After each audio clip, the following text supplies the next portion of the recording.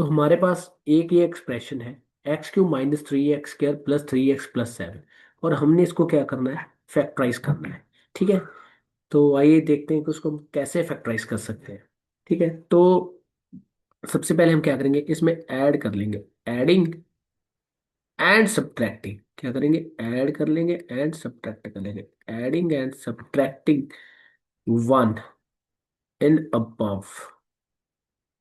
ठीक है, in above expression, so we get.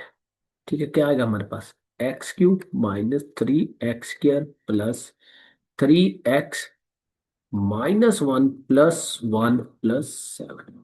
ठीक है, तो अब ध्यान से देखो इस वाले एक्सप्रेशंस को, इस वाले एक्सप्रेशन को। ठीक है, तो अगर हम देखें तो इसमें ये जो है x³ और 1,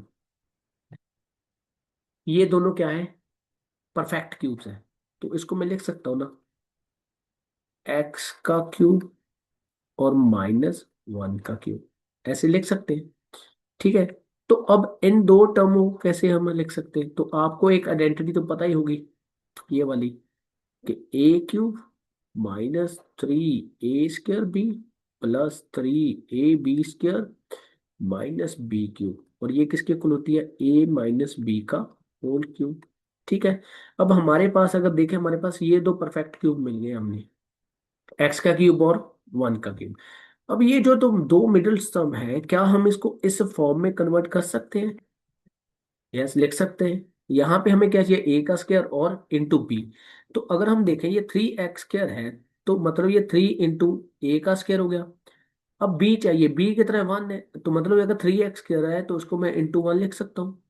ठीक है, सिमिलरली इस 3x को मैं क्या लिख सकता हूँ, 3x × 1 का स्क्वायर। ठीक है, इसको हम ब्रैकेट में इंक्लूड कर लेते हैं, और 7 + 1 क्या होगा हमारे पास, 8।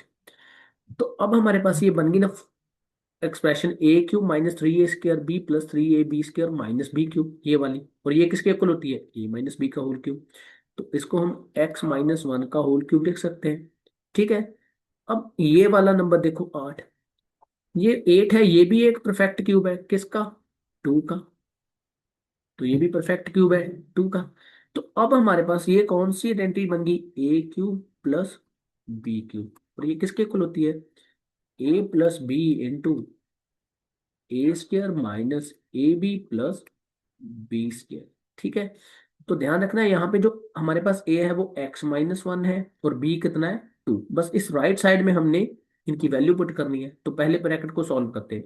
तो ब्रैकेट a की जगह क्या पुट करेंगे, x - 1 ब्रैकेट में, प्लस b कितना है हमारा, 2। ठीक है, फिर we will start another bracket, और क्या लिखेंगे, a का स्क्वायर मीन्स x - 1 का स्क्वायर, माइनस फिर x - 1 × 2 +2 का स्क्वायर। ठीक है, तो इसको ब्रैकेट को ओपन करते हैं, x - 1 + 2। ठीक है, और यहाँ पे देखो ये क्या बनना है, फिर a - b का होल स्क्वायर है।